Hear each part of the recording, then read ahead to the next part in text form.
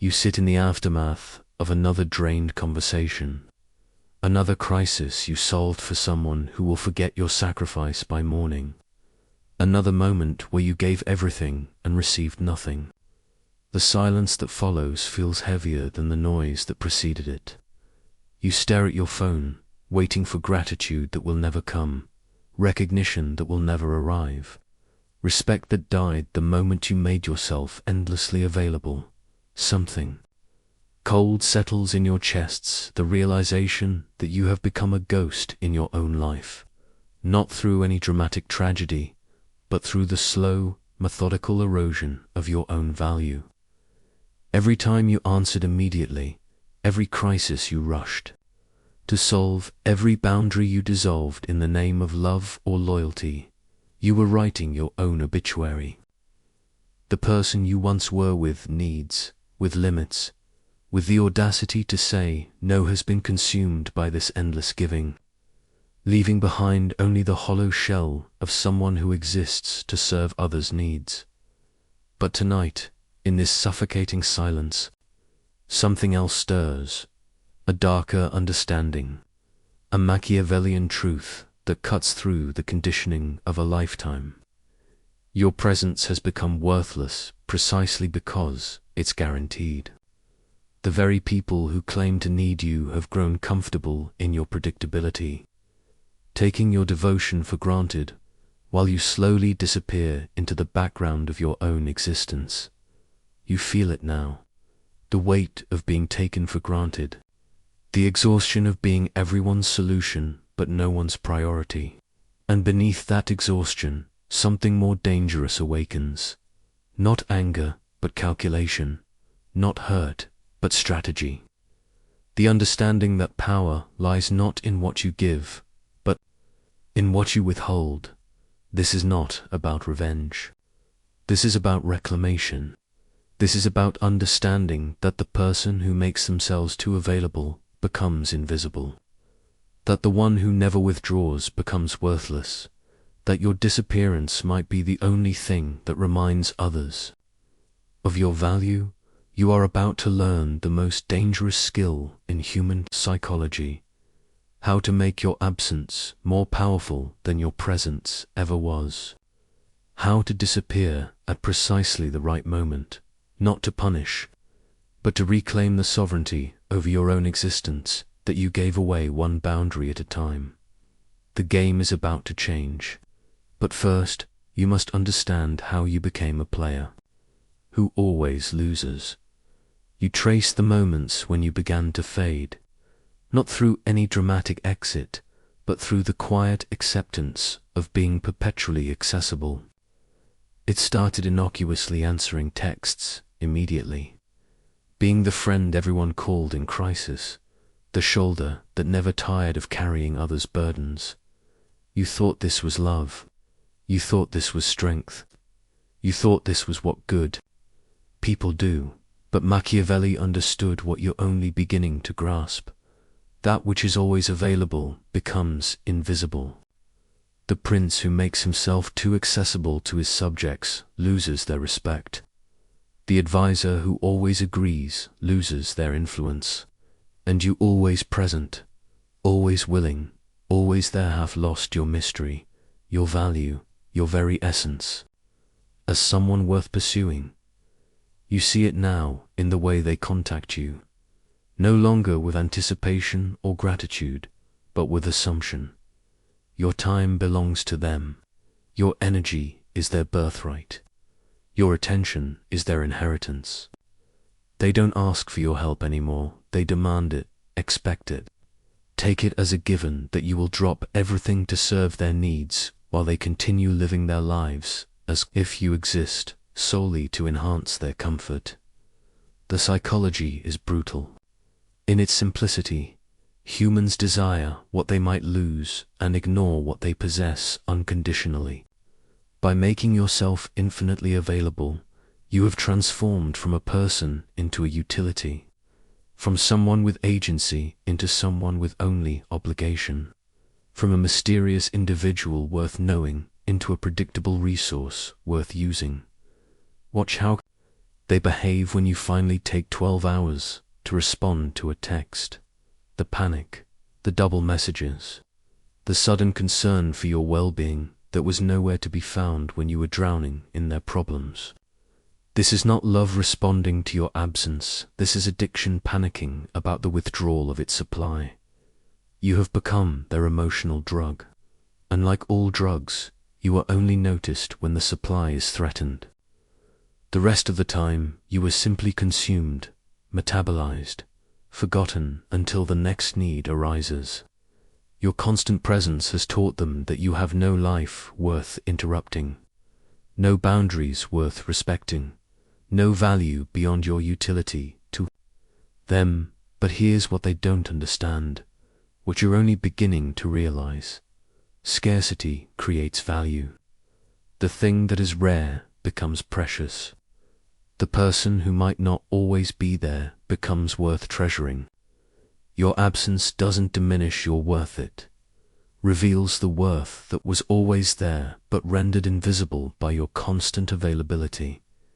This is the first Machiavellian principle you must internalize. Your accessibility is your weakness. Every moment you remain perpetually available, you are teaching others to disrespect your time, ignore your needs, and take your presence for granted. You are participating in your own devaluation, writing the script of your own insignificance. The uncomfortable truth settles deeper. Those who demand your constant presence are the same ones who offer the least in return. They have learned to extract maximum value while providing minimum reciprocity because you have taught them that this arrangement is acceptable. Your endless giving has created a power dynamic where you exist to serve and they exist to be served. Cut the supply, step back, disappear when they expect you most. Not as punishment, but as education. Not as revenge, but as reclamation. Watch how quickly they remember your worth when your presence is no longer guaranteed. When you finally step back even slightly, even temporarily, you witness something that will change your understanding of power forever. The panic that follows your absence is immediate and visceral. Suddenly, the people who barely acknowledged your presence begin to scramble, to question, to feel the cold space where your warmth used to be guaranteed. You realize, with startling clarity, that your value was never in question. It was simply invisible because it was constant. Like oxygen, your presence was essential but unnoticed until it was gone. Now they gasp in the vacuum you've created, and their desperation reveals a truth that years of your availability never could. They need you far more than they ever let you believe. This is the Machiavellian principle of strategic withdrawal. Sometimes you must remove yourself to reveal your own importance. The prince who occasionally disappears from court creates more anxiety than the one who rules with visible iron fists. Your absence forces them to confront what they took for granted, to feel the weight of what they might lose, to understand that your presence is not an entitlement but a gift. Watch their behavior shift in real time. The person who used to text you casually now crafts messages with care, wondering if they've somehow offended you. The friend who monopolized your time suddenly remembers social courtesies they forgot when your attention was guaranteed. The family member who treated you like an emotional dumping ground begins to approach you with something resembling respect. But here's what they don't yet understand. This isn't temporary. This isn't you being difficult or playing games. This is you reclaiming the natural order of human relationships, where access to another person's time and energy is earned, not assumed. You are not withdrawing to punish them. You are withdrawing to restore balance to dynamics that have become parasitically one-sided. The psychology behind their panic is darker than they would admit. They're not panicking because they suddenly realized they love you. They're panicking because they suddenly realized they might lose control over you. The resource they counted on might become scarce. The person they could manipulate through guilt and expectation might develop boundaries they cannot cross. This fear reveals the true nature of many relationships in your life. Strip away the declarations of love and need, and what remains is often a transactional dynamic where your worth is measured by your utility. When you threaten that utility by becoming less available, their true priorities surface. Some will fight to restore the old dynamic because it served them. Others will adapt and learn to value what they previously took for granted. The most dangerous ones will try to guilt you back into your previous patterns. They will speak of abandonment, of selfishness, of how you've changed. They will weaponize your own compassion against you, painting your healthy boundaries as character flaws. This manipulation is their last attempt to restore a power dynamic that benefited them at your expense. Do not be moved by these tactics. Remember that the person who tries to guilt you for having boundaries is revealing that they benefited from your lack of them. The one who calls you selfish for valuing your own time is confessing that they preferred when you didn't. Their resistance to your growth is proof that your growth threatens their comfort. Your strategic absence creates a sorting mechanism as efficient as any psychological test. Those who respect your boundaries and adapt to your new availability demonstrate genuine care for you as a person. Those who fight against your boundaries and demand a return to your previous patterns reveal that they valued you only as a resource. The vacuum you create by stepping back doesn't just reveal your value, it reveals everyone else's true intentions. In the space where your constant presence used to be, people show you who they really are. Some rise to fill that space. Where your constant presence used to be, people show you who they really are. Some rise to fill that space with reciprocity and respect. Others demand that you shrink back down to fit their needs. This is information more valuable than gold. Use it wisely. You must excavate the layers of conditioning that buried your authentic self beneath years of endless giving. Like an archaeologist uncovering ancient ruins, you dig through the sediment of expectations, obligations, and internalized beliefs that transformed you from a sovereign individual into a perpetual servant. The excavation is painful because it forces you to confront your own participation in your diminishment.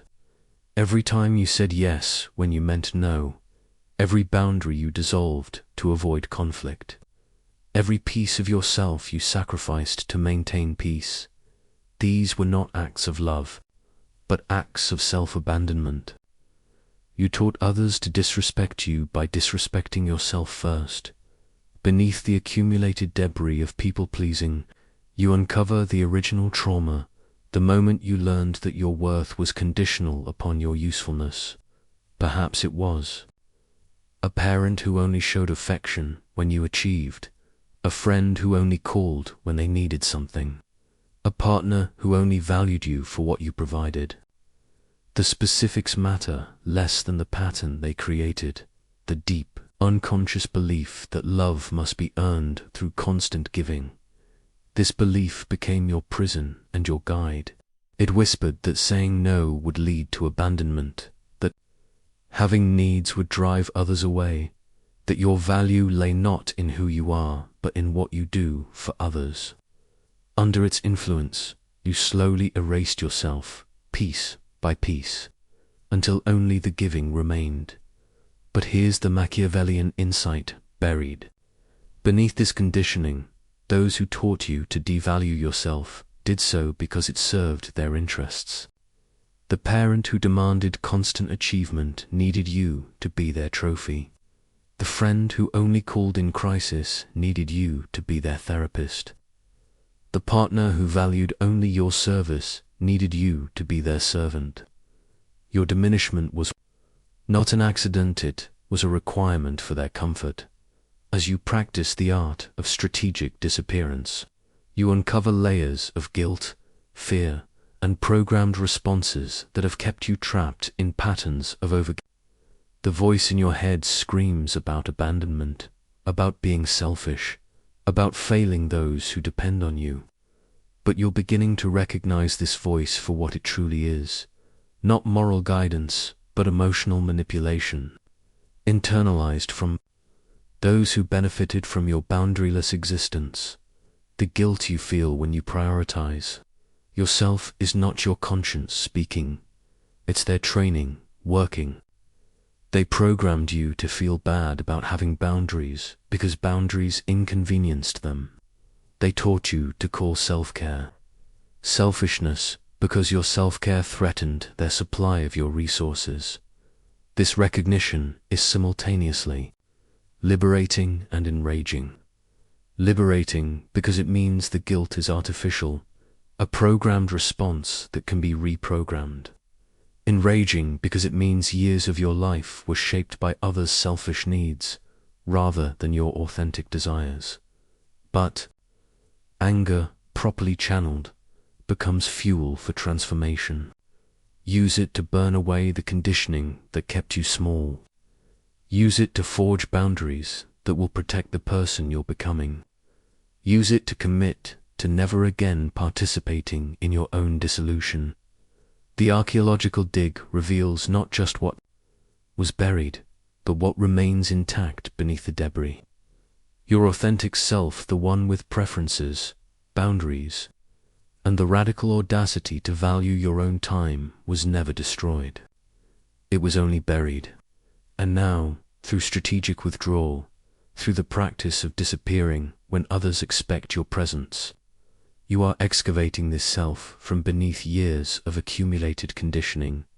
Each time you step back when they expect, you too step forward.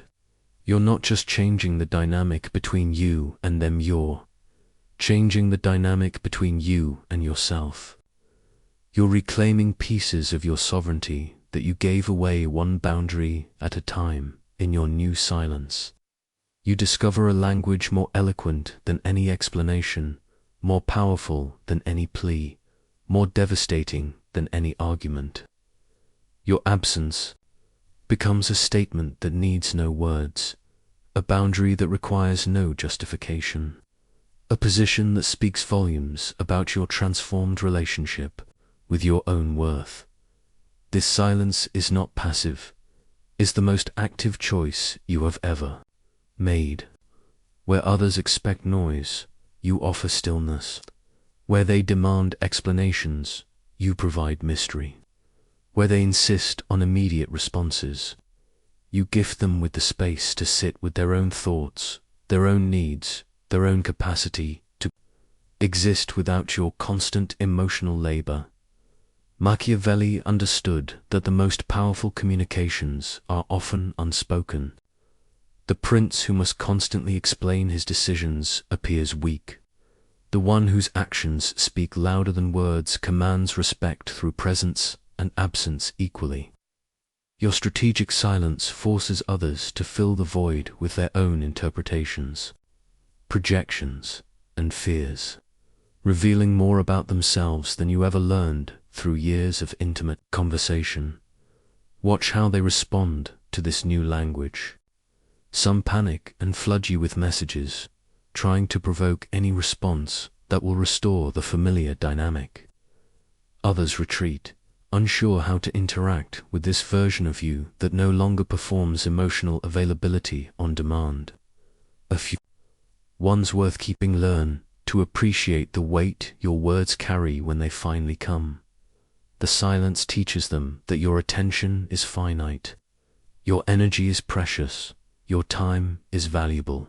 It forces them to consider whether what they want to share is worth the possibility that you might not respond immediately or at all. This consideration, this moment of pause before they reach out, is the birth of respect. But the silence teaches you something even more profound. You do not owe anyone access to your thoughts. your time, or your emotional bandwidth. The person who demands explanations for your unavailability is revealing that they believe your autonomy is subject to their approval. The one who cannot tolerate your silence is confessing their addiction to your constant presence. Your strategic withdrawal speaks a truth that words could never convey, that you have other places to be, other purposes to serve, other people who value your time. It communicates that you are not waiting by the phone for their validation, not organizing your life around their needs, not defining yourself by your utility to them. This silence becomes your shield and your sword. It protects you from the exhausting demand to constantly explain your choices, justify your boundaries, or defend your right to prioritize yourself. Simultaneously, it cuts through the noise of their expectations and demands, establishing a new dynamic where your presence is appreciated rather than assumed. The most sophisticated manipulators will try to weaponize your silence against you. They will claim you're being passive-aggressive, that silence is cruel, that you owe them communication. These accusations are telltale reveals of their desperation to restore the old dynamic where your emotional labor was freely available to them. Do not be moved by these tactics. Remember that the person who cannot tolerate your silence is the same person who took your constant chatter for granted. The one who demands explanations for your unavailability never appreciated your availability when it was unlimited. They are not concerned about communication. They are concerned about control. Your silence is not cruelty, it is self-preservation. It is not abandonment, it is autonomy. It is not passive aggression, it is active sovereignty. You are not withholding communication to punish them. You are conserving your energy to invest in what truly matters. In this silence, you discover something remarkable. Most of what you used to say was not necessary. The endless explanations, justifications, and emotional labor you provided were not required for healthy relationships. They were required for dysfunctional ones. The people who truly value you need fewer words, not more. Your strategic silence becomes a filter as efficient as any screening process. Those who can tolerate and even appreciate your quieter presence reveal themselves as people capable of genuine relationship. Those who cannot adapt to your reduced availability reveal themselves as people who were never really interested in you, only in what you could provide. You begin to understand that predictability is the assassin of desire, that mystery is magnetic in ways that transparency never can be. By withdrawing strategically, you're not playing games, you're reclaiming the essential human right to be unknowable, to have depths that others must work to discover, to be more than the sum of your availability. The person you became through constant presence was completely solved, entirely known, thoroughly mapped by those around you. They knew exactly how you would respond to any situation, precisely when you would be available to serve their needs, exactly what buttons to push to get you to comply. You had become as predictable as a vending machine. Insert need, receive solution, but humans are not vending machines. And the moment you start functioning like one, you cease to be human in others' eyes. You become a utility, a resource, a function rather than a person. The most tragic part is that you participated in this dehumanization by making yourself so thoroughly available that there was nothing left to discover about you. This is why your strategic disappearance feels so radical, so transformative, so powerful. You are not just changing how others see you, you are changing how you see yourself. You are remembering. You are not obligated to be an open book, that your thoughts and feelings and time are not public property, that being unknowable is not selfish but sovereign. Machiavelli wrote about the importance of maintaining certain mysteries, of never revealing all your cards, of keeping others guessing about your true intentions and capabilities. This was not manipulation, this was survival. The prince who revealed everything about himself gave his enemies every tool they needed to destroy him. The one who maintained strategic mystery remained powerful, that precisely because others could never fully predict or control him. You feel yourself becoming interesting again, not just to others, but to yourself. The person who was always available was also always known, always solved, always taken for granted. But the person who appears and disappears according to their own rhythm becomes worth pursuing, worth understanding, worth treasuring when present. This mystery is not artificial or calculated, it is authentic. You are simply no longer performing complete availability as a way of proving your worth. You are no longer exhausting yourself trying to meet every expectation, fulfill every need, solve every problem that others bring to your door. In stepping back, you allow others to see you as you actually are, a complex individual with your own agenda, your own priorities, your own mysterious depths. The people who cannot tolerate this mystery reveals something important about what they actually wanted from you. They didn't want to know you, they wanted to use you. They didn't want to understand you, they wanted to predict you. They didn't want to love you, they wanted to control you. Your newfound mystery threatens their ability to manipulate you through emotional leverage. But others, the ones worth your time, find this mystery intriguing rather than threatening. They approach you with curiosity instead of assumption, with questions instead of demands, with appreciation instead of entitlement. They understand that getting to know you is a privilege that must be earned, not a right that can be demanded. Your mystery becomes a gift you give selectively. Not everyone deserves to know your thoughts, your plans, your vulnerabilities, your full story. Access to your inner world becomes something precious that you share with those who have proven themselves worthy of such intimacy through their actions, not their words. This is not about being secretive or manipulative. This is about understanding that your inner life is sacred, that your emotional world is private property, that your thoughts and feelings belong to you first and others only by invitation. The person who demands complete transparency from you, while offering none in return, is trying to establish a power dynamic where they hold all the cards. Reclaim your mystery. Let them wonder what you're thinking, where you've been, what you're planning. Let them work to understand you instead of assuming they already do.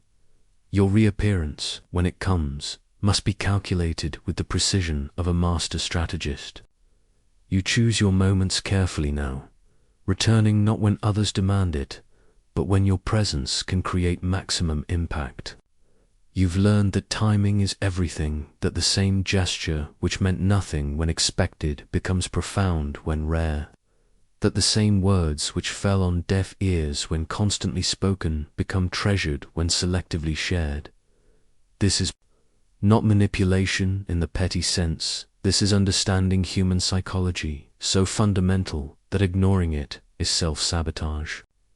Machiavelli knew that the prince who appeared at precisely the right moment could achieve more than the one who was constantly visible.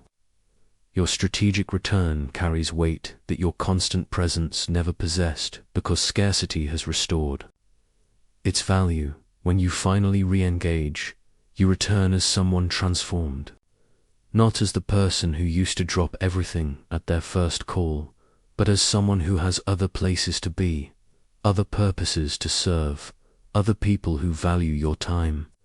This shift in your energy is immediately apparent to everyone around you. You are no longer the person things happen to. You are the person who decides when and how they participate. The people who grew comfortable with your constant availability must now earn what they once took for granted. This adjustment period reveals everything you need to know about their true intentions. Some adapt gracefully, learning to appreciate your presence instead of assuming it.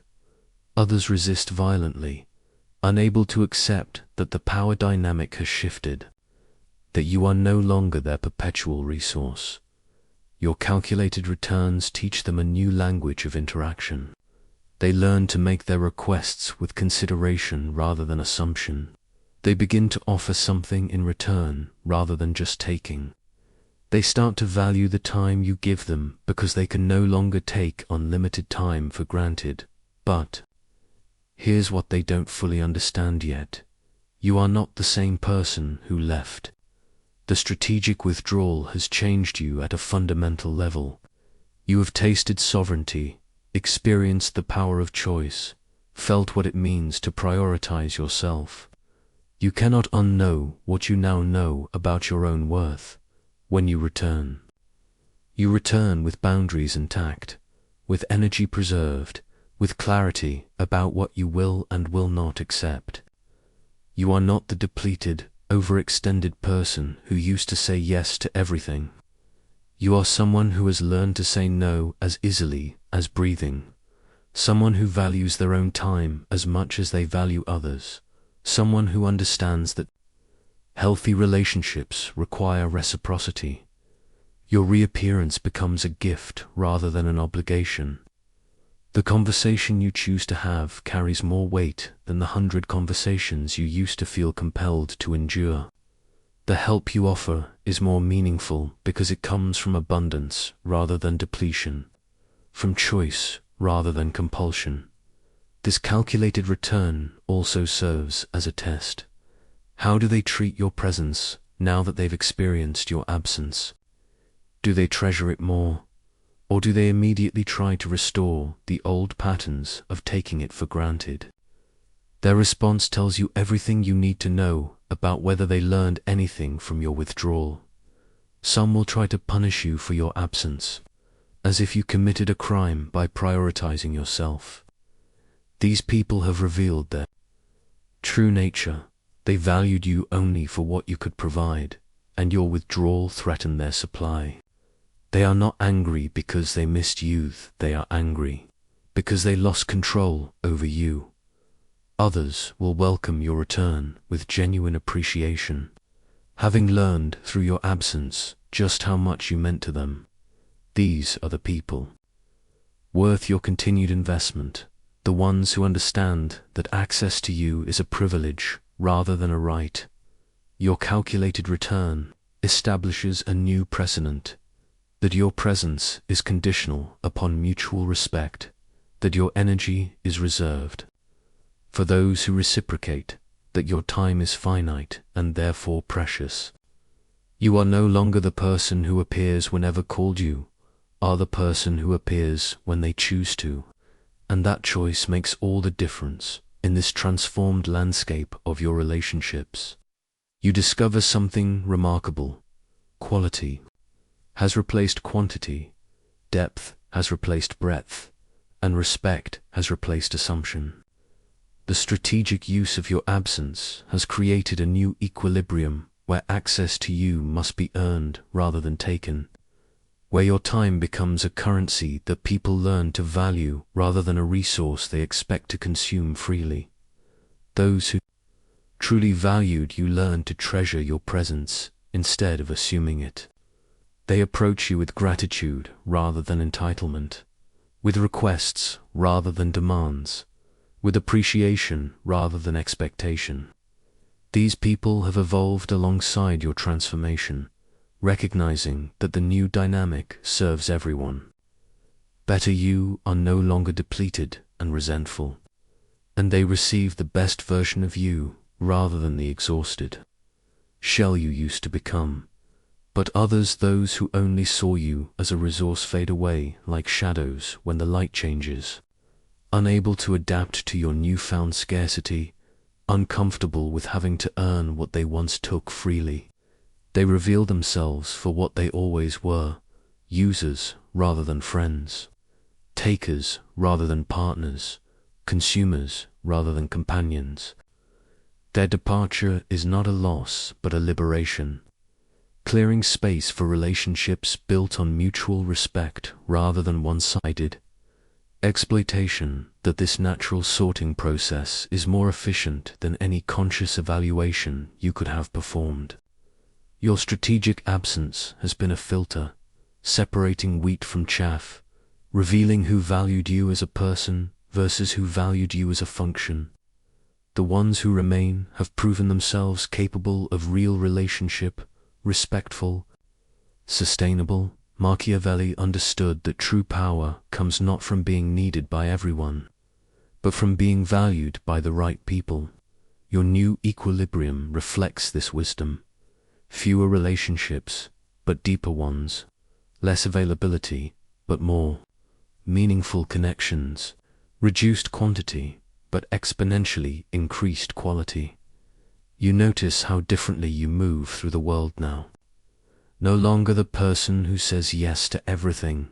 You've become someone who considers each request, each invitation, each demand on your time. Your default response is no longer automatic compliance, but thoughtful evaluation. Will this serve you? Will this be reciprocal? Is this person worth your finite energy? This discernment transforms every interaction. People learn to present their best selves when requesting your time because they understand it's not guaranteed. They offer value in return because they've learned that taking without giving leads to withdrawal of access. They respect your boundaries because they've experienced the consequences of violating them. The most sophisticated lesson of this new equilibrium is that you've stopped being everyone's solution and started being your own priority. The person who used to absorb everyone's problems has learned to let people solve their own crises. The one who used to be available for every emergency has learned to distinguish between genuine need and manufactured urgency. This shift feels foreign at first, even uncomfortable, because you've been conditioned to believe that your worth lies in your service to others. But as you settle into this new rhythm, you recognize it as the natural state of someone who values themselves as much as they value others. You are not being selfish, you are being balanced. You are not abandoning people, you are teaching them to be self-sufficient. Your energy, no longer scattered across countless draining interactions, becomes concentrated and powerful. The help you do offer carries more weight because it comes from a place of choice rather than compulsion, abundance rather than depletion. You are more present in the moments you choose to be present because you are no longer spread thin across everyone else's needs. This new equilibrium creates what economists call sustainable value exchange. Instead of constantly giving until you're empty, you've created a system where what you give is matched by what you receive. Instead of being the perpetual giver in relationships that never reciprocate, you've established dynamics where mutual benefit is the norm rather than the exception. The people who thrived in this new environment become your true inner circle, those who understand that relationship is a dance between two sovereign individuals, not a dynamic where one serves and the other consumes. They bring as much energy as they take, offer as much support as they seek, value your time as much as their own. This is not the end of your journey, is the beginning of living as someone who understands their own worth and refuses to accept less than they deserve. You have become the architect of your own availability, the curator of your own presence, the sovereign ruler of your own time and energy. This power to appear and disappear according to your own design transforms every relationship, every professional dynamic, every social interaction. You are no longer the person things happen to, but the person who decides when and how they participate in the theater of other people's lives. The person you've become through mastering the power of disappearance is unrecognizable from the one who once believed that love meant constant availability, that worth was measured by utility, that saying no was a betrayal of others' needs. You move through the world differently now, present when you choose to be, absent when you need to be, always mysterious enough to remain interesting and scarce, enough to remain valuable. You've discovered that the greatest gift you can give others is not your unlimited availability, but your selective presence. Not your boundless energy, but your considered attention. Not your automatic yes, but your thoughtful choice. In learning when to disappear, you finally learned how to truly appear not as a shadow or a servant, but as someone whose time, attention, and energy are finite resources worthy of respect, gratitude, and reciprocation. This transformation ripples outward, affecting not just how others treat you, but how you treat yourself. You've learned to say no without guilt, to prioritize without apology, to disappear without explanation. You've reclaimed the sovereignty that you gave away one boundary at a time. One yes that should have been a no, one moment of self-abandonment, disguised as love. The relationships that survive this transformation are deeper, more authentic, more sustainable. The ones that don't survive reveal themselves for what they always were: arrangements that served others at your expense, dynamics that required your diminishment for their maintenance, connections that thrived on your boundaryless existence. You are no longer everyone's solution, and in learning this, you've become your own salvation. You are no longer infinitely available, and in embracing this scarcity, you've discovered your true value. You are no longer the person who explains, justifies, or apologizes for having boundaries, and in this silence, you've found a power more profound than any words you ever spoke in defense of your right to exist as a sovereign individual. This is mastery not over others, but over yourself. Not manipulation, but liberation. Not game-playing, but genuine self-respect. You have learned the most sophisticated art in human relationships: how to be present without being taken for granted, how to be caring without being consumed, how to be available without being exploited.